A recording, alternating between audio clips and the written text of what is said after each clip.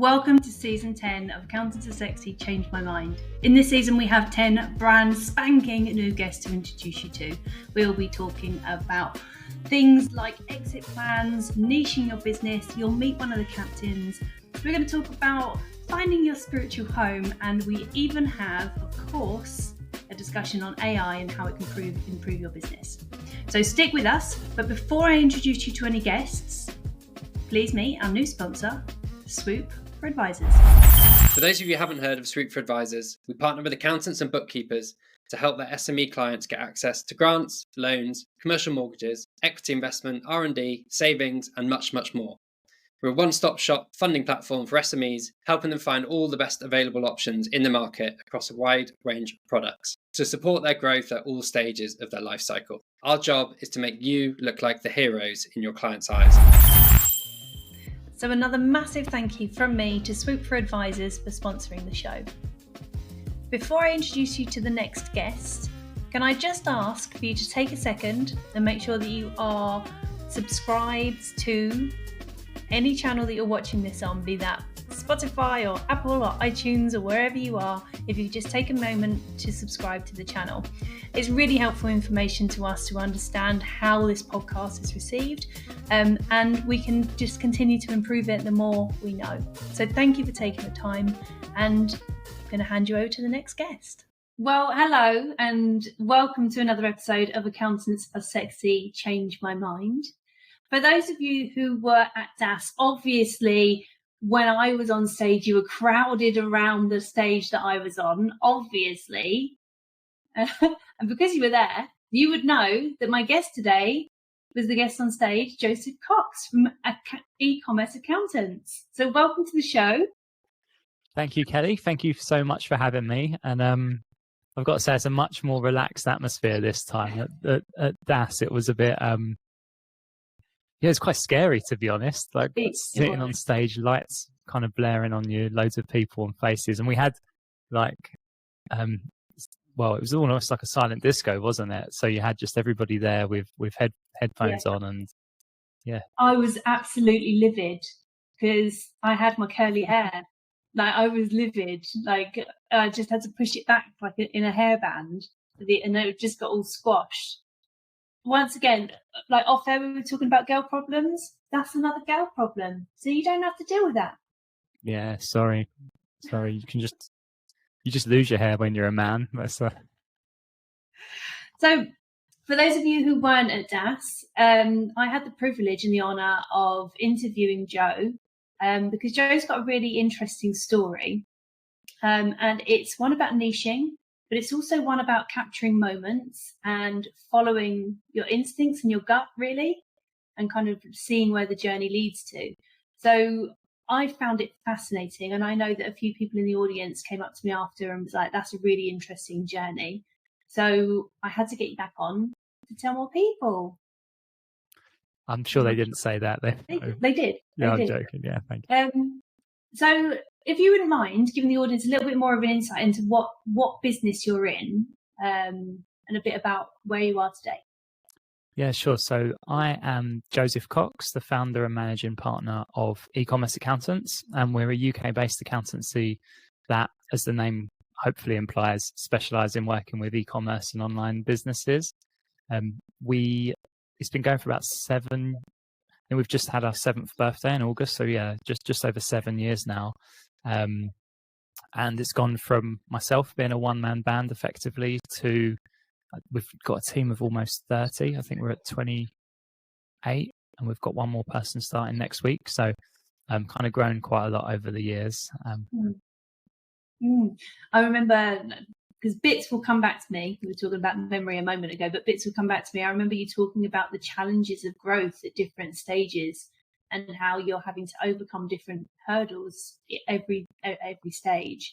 And you had less staff back then, didn't you? There's been more since then. Yeah, I think we had definitely had our team was much smaller. I think when was DAS now? Was it? It was in the height of summer. That's all I can tell you. Yeah, I mean it's boiling, wasn't it? Like I remember it was basically like being in a nightclub, but it was baking hot. But I think we had low 20s in terms of the number of our team. We have just had a bit of a growth spurt, though. I think we've hired 3 people in the UK, and we've started kind of testing offshoring. So we've hired 3 people in the Philippines as well.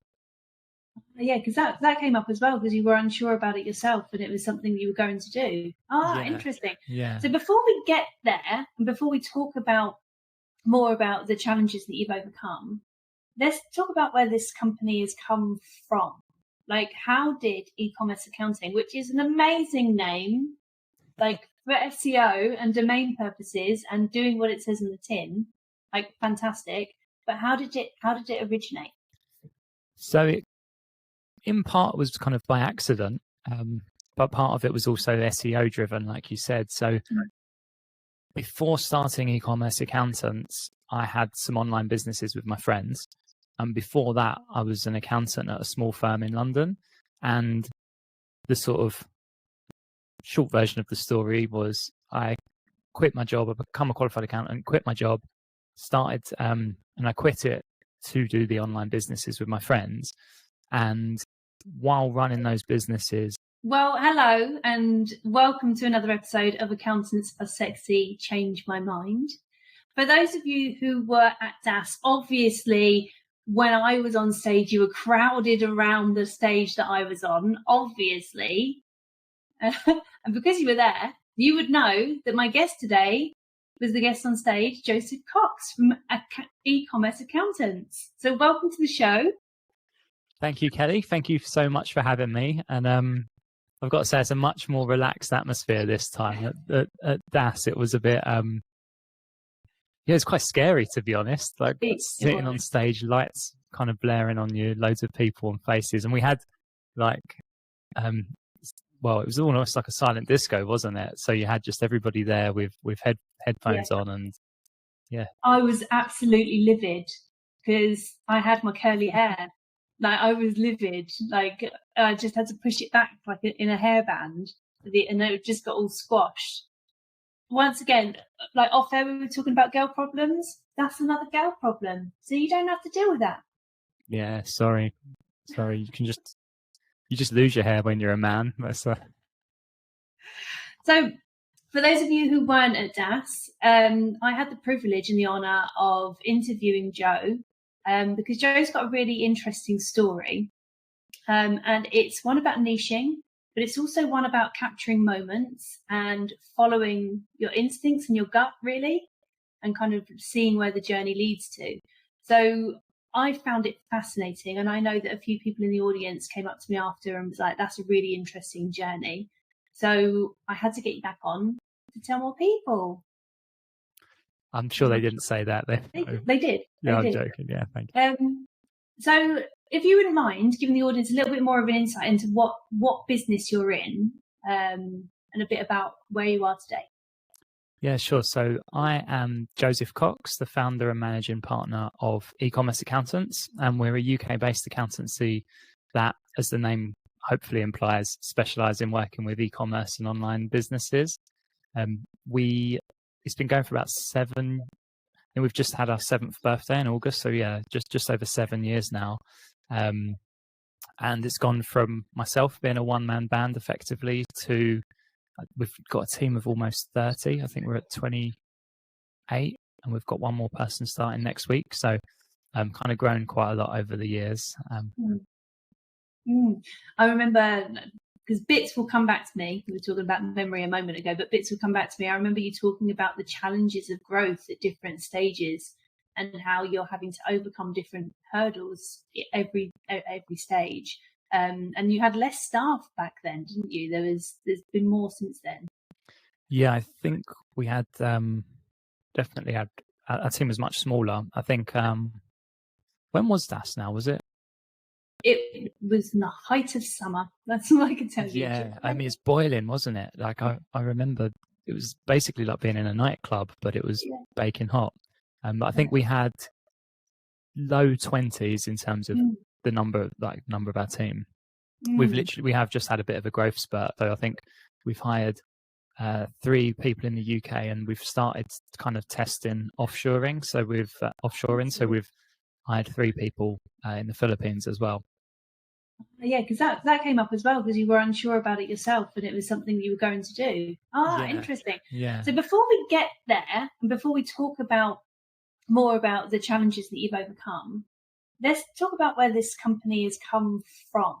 Like, how did e-commerce accounting, which is an amazing name, like for SEO and domain purposes and doing what it says in the tin, like fantastic. But how did it originate?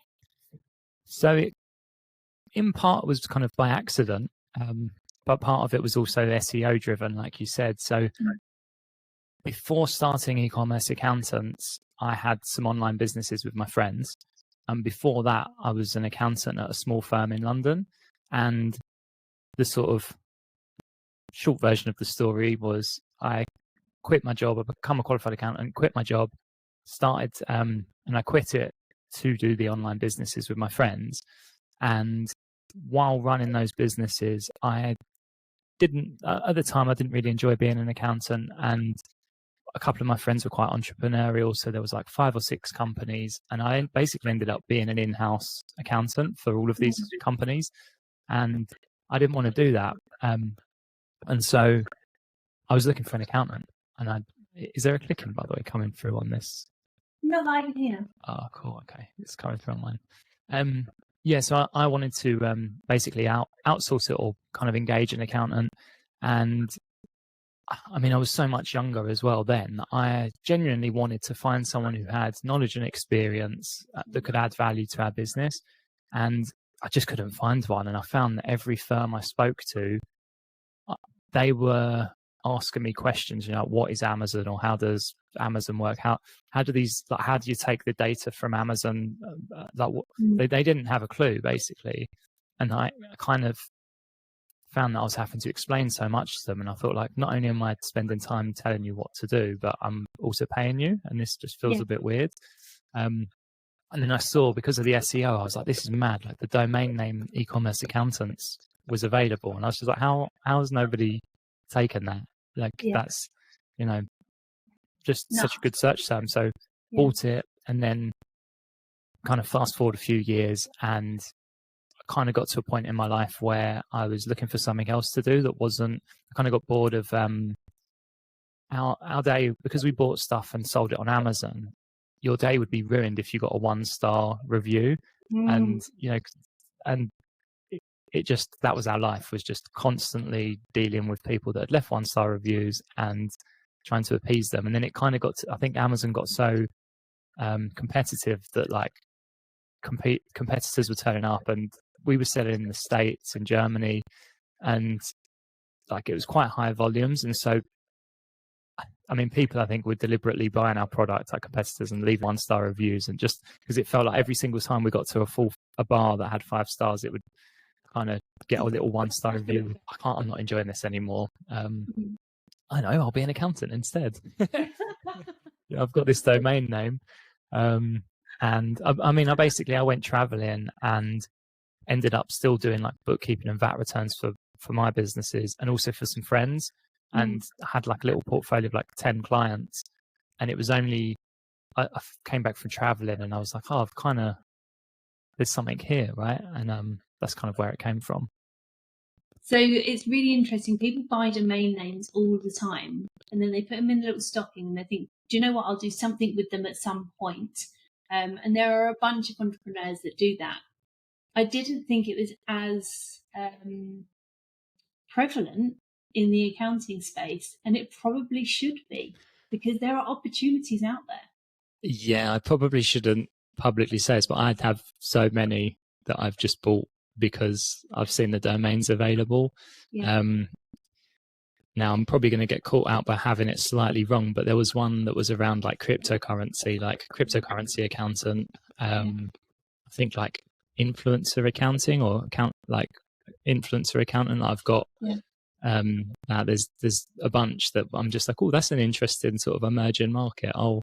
You know, if ever I wanted to do something else, or it's a brilliant emerging market. I've done a lot of research in this space, and it is like, it's going to be huge. Like, why it isn't huge at the moment, I don't know. Through influencers, yeah, and I have thought about using that one. I'm pretty sure it's like influenceraccounting.com that we've got. And the only reason I haven't is that for me, e-commerce still, like, we've still not fully completed it. Like, I still think our firm isn't wholeheartedly number one. Like, we're number one on Google. I think we're better than all of our competitors, but I don't think that we're actually, truthfully can say that we're number one and we're fully there yet. In that, I think there's just so much more there is to do. So I don't want to start, running around trying to focus on influencers when actually I think we can do a much better job for the, e-commerce and online businesses first. And I think until we get there. So you're just hoarding them then? Yeah. Yes, I am. Yeah. So if anyone can't get the domain they want, then tap Joseph up, because he might just have it. You never know. Yep. And maybe. Yeah, I mean, it's there if I want to use it, right? Like exactly. I mean, we've all done it. Don't get me wrong, we've all done it. I have to have it like a yearly clear out of domains that I bought, because the idea is there, and you think, if I've got the domain, then there's a level of protection, like a level of I might get around to doing this. Yeah, and if someone else starts using it, you'll always be kicking yourself. But what that proves to me, and what that says, is there is still so many more opportunities in accounting to get real niche with your approach. And I think niching, and this is one of the reasons I wanted to interview them in the first place, niching scares the shit out of people. Like, it really does scare them. So I can't believe that. Like, to me, it feels like the safest.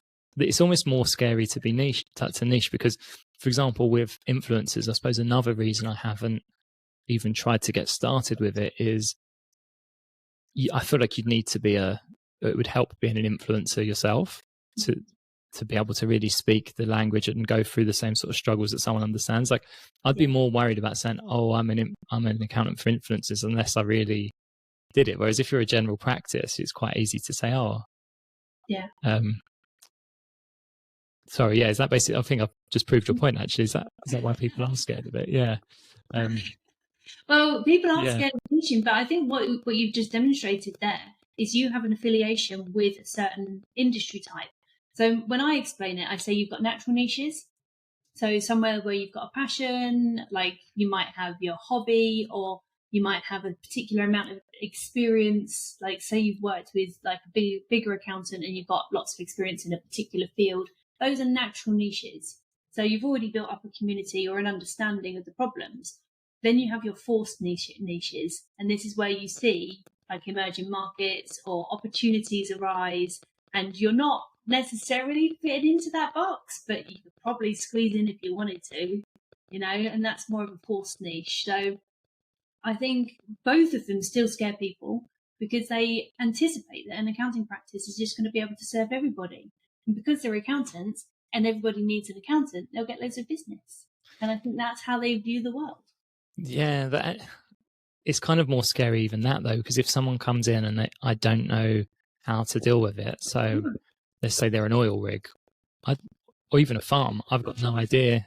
We've got no clients that are farms. That would scare me. Whereas if you sell on Shopify, that's pretty straightforward. We do that all the time. And it's going back to what you said, like when you were searching for an accountant that understood the language and how to get the data, like you needed to know that they knew what to do. Yeah. And you only get that when you specialize in a particular field. Otherwise, they'll be like, well, we do accounting, but I don't understand how to access Amazon. I don't understand what data is there and available. Yeah, it's interesting. So niching was half on purpose, but it also was like you saw an opportunity, you had some experience in it, and you thought, yeah, let's go for this. So how long was you on your own for? I probably, without proper support, for like a year or two. I think it basically got to the point where I had maybe like 20 to 30 clients and needed a bookkeeper to help me. So that was the first sort of step. And then it kind of, what happened? I think we went from a bookkeeper for like 6 months, and then I was like, oh, I need someone to get, do the admin, and it kind of started growing from there, really.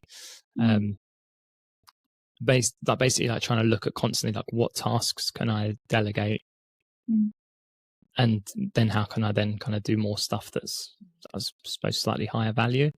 But I think so it was about a year or so, and then and it's weird now even thinking back to be like, oh, when you're hiring your first employee, because nobody shows you how to do that or what you've got to do. And even like Anya, she's still part of our team.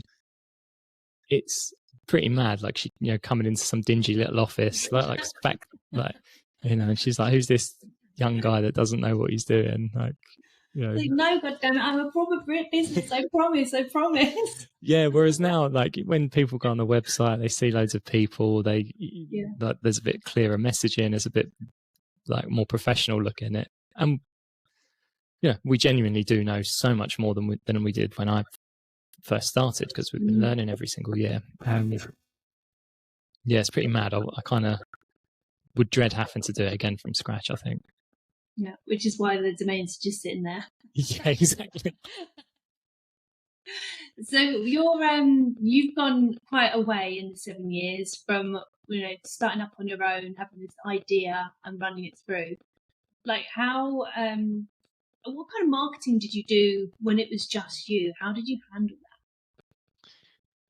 So at the very beginning, I did a tiny bit of marketing, not much. Like actually, back then, if you Googled accountant for e-commerce or e-commerce accounting, like there were no real accountants on the first page of Google. There were some firms, but the pages kind of were more accounting than e-commerce.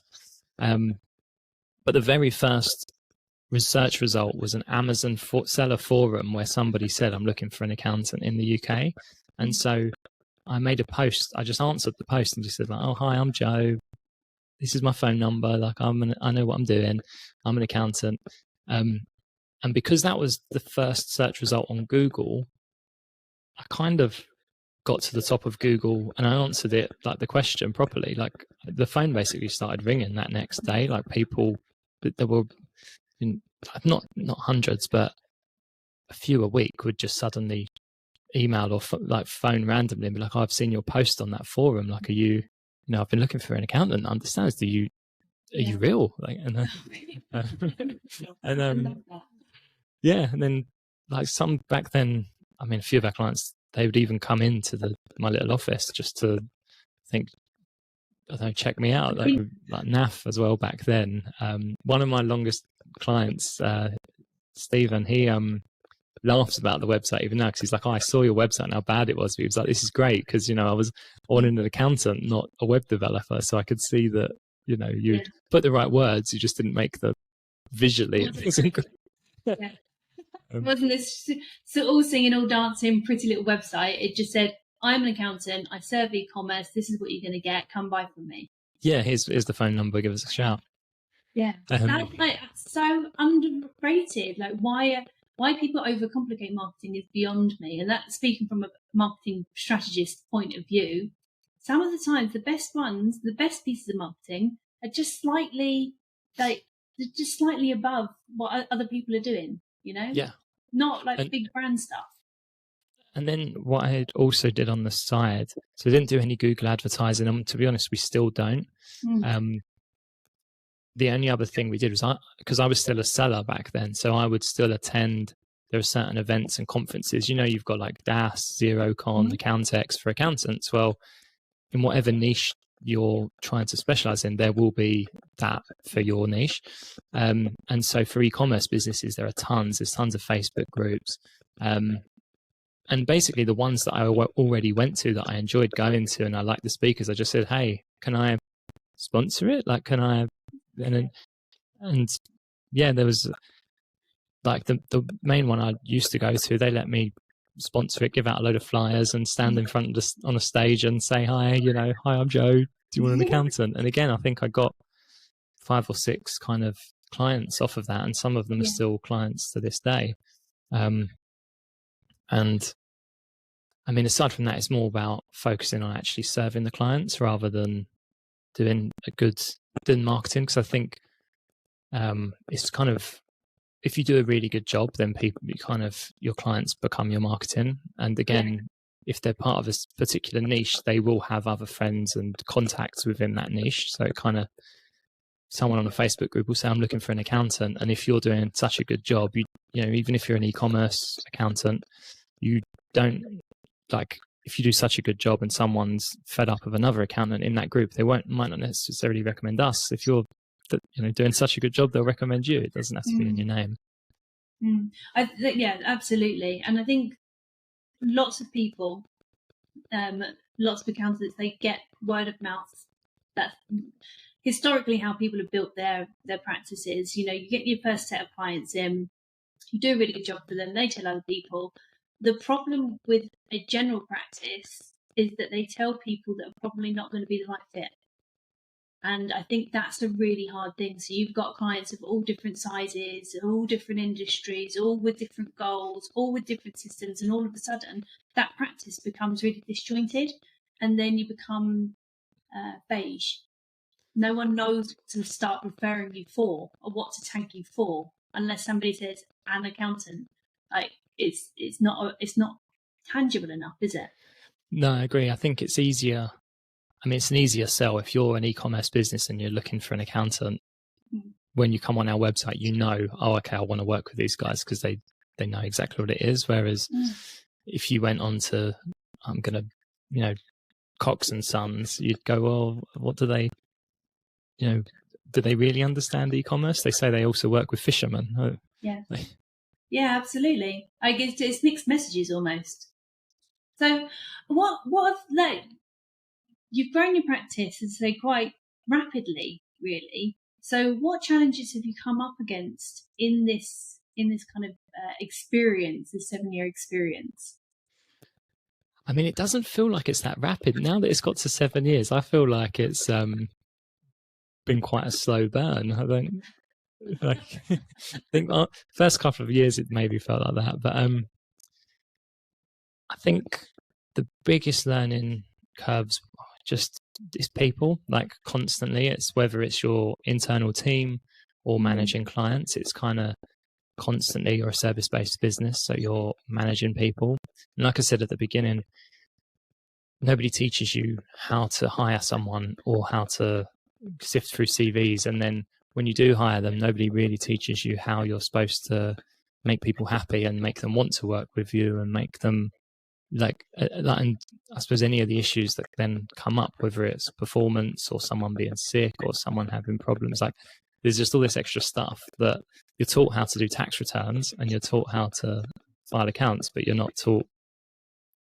Well, some people, you're not exactly. So I think that's taken a lot, and I think, you know, everyone's still learning, right? Like I'm sure in 10 years' time I'll look back and go, wow, yeah, I really didn't know what I was talking about when in 2023, but because that's how I feel now when I look back to, you know, 2018, 2019. I think it's a valuable thing though to only know what you know at the time, and then if you learn more information, then your mind changes, right? Like to have that openness is a better way of looking at life. Yeah, definitely. So your challenges have been like having the staff or finding the right staff. That's a challenge for many other accounting firms out there. So, and we've got this whole debate going on at the moment, whether we get them into the office, whether we do hybrid, whether they can be fully remote.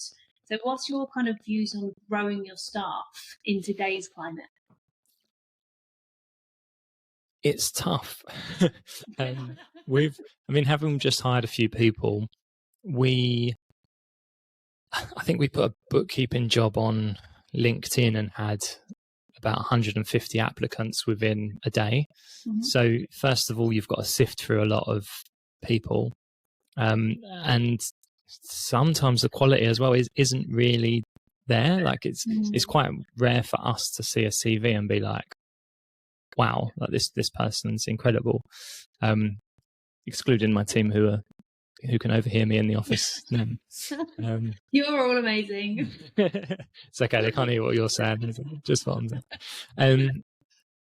And to add to that, like even then when you do find people and you offer them a job, there's still stuff that can go wrong. Like I think twice. So once recently we had someone effectively get cold feet a few days before. So we offered them a job and then we had to wait 2 months for them to finish like uni or whatever they were doing.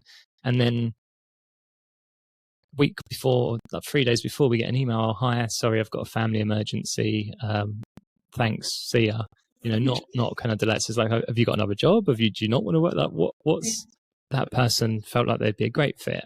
And I've had it with other existing team members. One in particular, I won't name who it is, but they got cold feet the week before, and I basically remember phoning them up and being like, "What are you doing? Like, this is like, you're such a good fit. Like, we really want you to join our team. I really like you. Like, please," basically. And then they've since said like, "Oh, I'm really glad you convinced me," because they worked in a kind of like a government organization, like so public sector. So they had guaranteed pay, salary. And it was after the first wave of COVID. So they were kind of worried about their job. And it's kind of like, well, look, e-commerce is kind of booming at the moment. Like if there's one thing to worry about, it's not that. Yeah. I mean, people think accounting is boring outside of accountants, obviously, because they don't have any understanding about digital accountancy show. People think that accounting is boring. But if you're going to compare it to the councils, oh my God, it's exhilarating. Yeah. I mean, I don't think it's boring. I think it's fantastic. But yeah, I mean, I suppose to go back to the question of like people and hiring them, like it's tough. And then you're saying like, what do? Do you bring people back? Do you not? Like for us, we've got an office and we've recently got a larger office to try and encourage people to come back. But like some of our team are fully remote, like even if they're in the UK.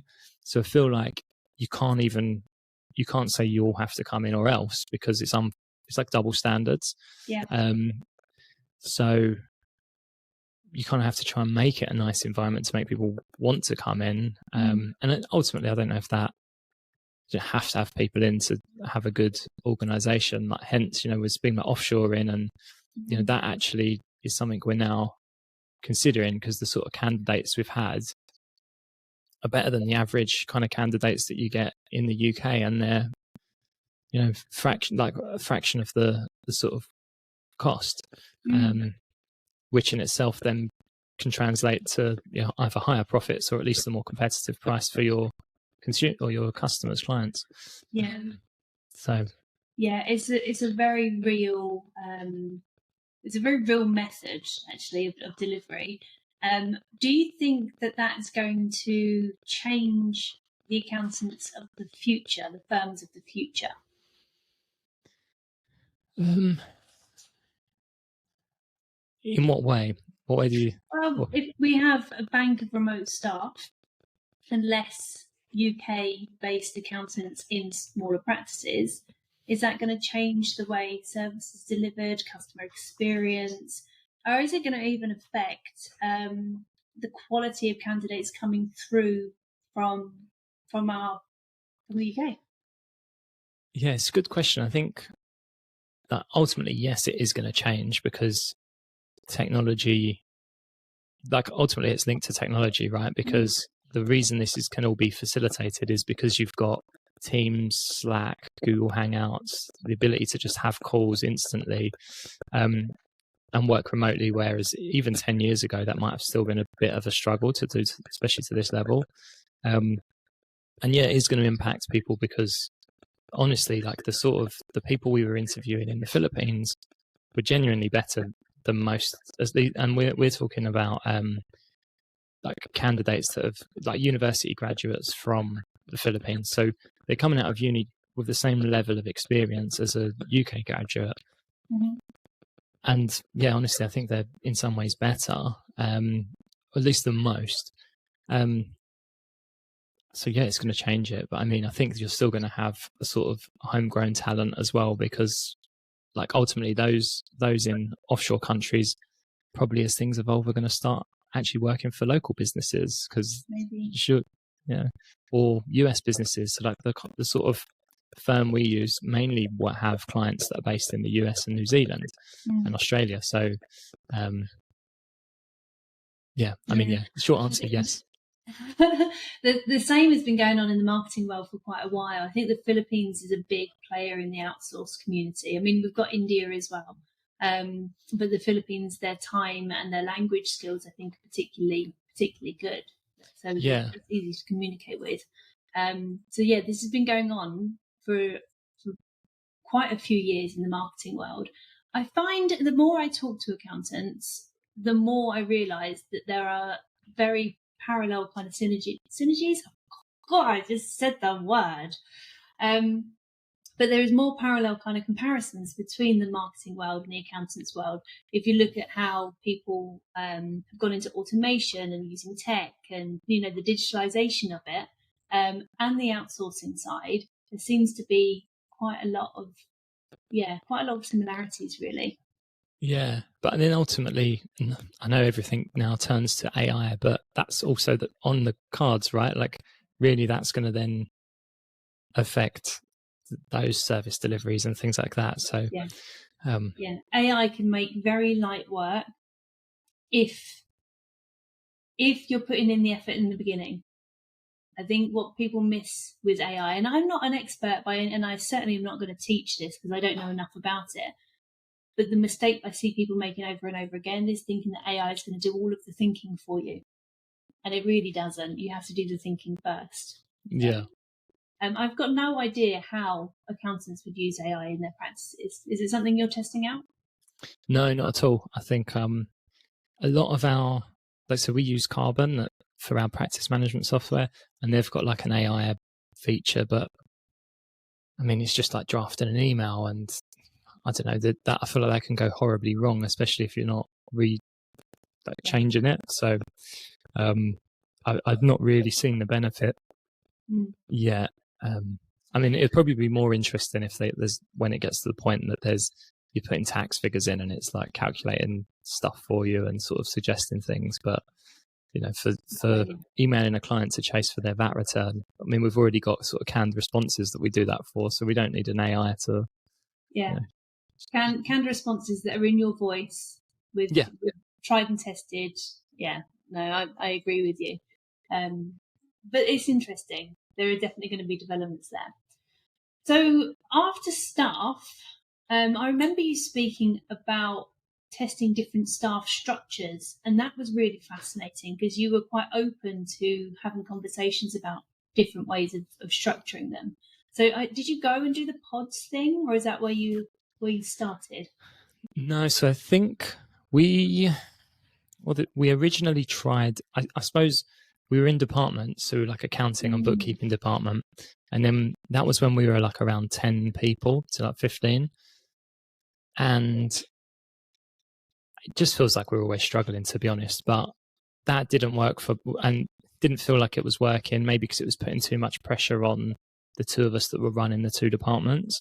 And then we sort of tried to split like two teams or pods that were like mixed, so you had like some accountants and bookkeepers, and then we found that kind of run into problems because, I don't know, like clashes of personality, or like you'd have a bookkeeper in a meeting or a junior accountant in a meeting with the accountants, and like, all the accountants were talking about stuff that was going over their head and that was irrelevant, and so people were feeding back like, I'm in a meeting but it's bored, like it's a waste of 30 minutes because everybody's talking about stuff that's irrelevant, so I don't want to be there. And then I think maybe around DAS had moved back into more like departmental structures, so that the accountants have their accountants do accountant stuff and bookkeepers do that. And actually recently, this last couple of weeks, we've broken now the bookkeeping structure into like two teams. So at the moment, it still feels like sort of departmental structures are what work, at least for us. Is that the traditional method now? I've kind of lost it. I've heard so many people talk about pods and having like an accountant with junior like mixed levels. Yeah. But I always thought that pods would be really useful for different niches. So if you were to have a general practice, but you had specific segments that you worked with, like vastly worked with, then you could set up these pods for those different niches so they can become specialists, because bookkeepers need to know the industry as well as the accountant and vice versa to be able to deliver the information in the right manner. So yeah, I always thought niche pods might be an interesting one. Yeah, although if you had a general, like if you had little pods and they were general or generalists, you know, if as long as you had like a really good, I suppose each leader would need to be really good and really flexible, and then to be able to transfer that knowledge to the people in the pod. Because if you had a dentist client and you were able to kind of transfer that knowledge to the other people in that pod, then it would work. I guess you'd have to have really good problem solving skills. Then I could see it working. But I think in our firm, like having pods while we're niche just doesn't, it just hasn't worked for us. So it's more, I find it's more like putting people in the right position for their role to help them do a good job, rather than trying to force them like into a smaller team, if that makes sense. Yeah. I mean, it does. I think what I really, really appreciate is how you're obviously testing stuff out, and there isn't a right answer until you found the right answer. And that's really important, because people have, like in all walks of life, get fed information all of the time to say this is the right way.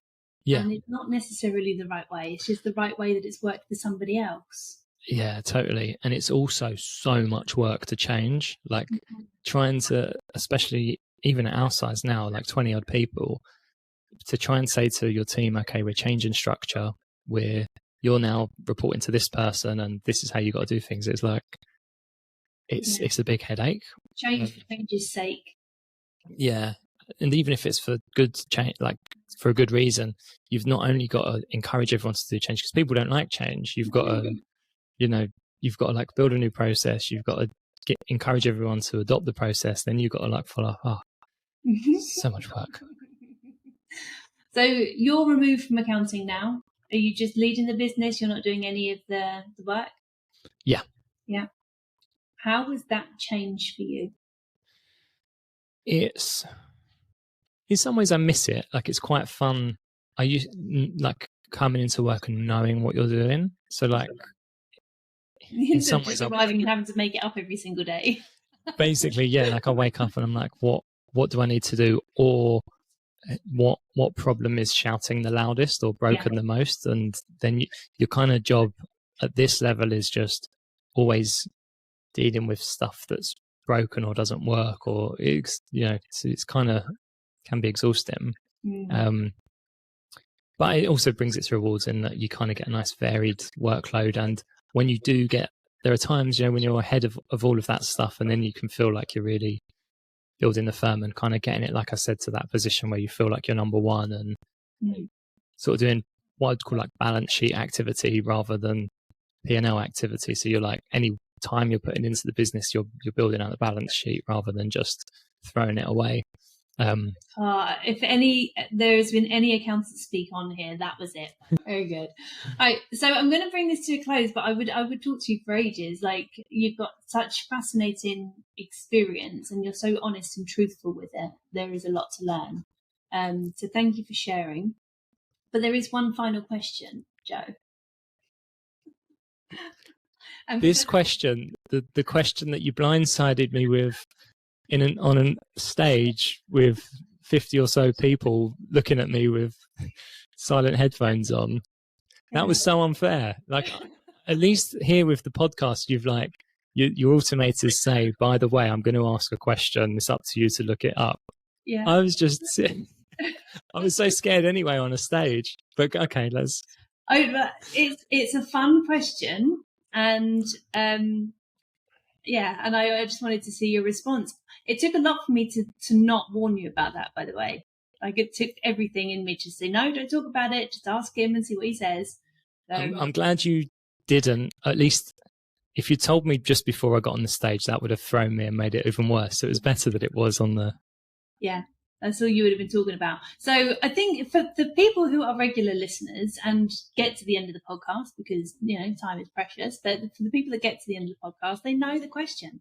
So, Joe, what is the sexiest thing about accountants? What is the sexiest thing about accountants?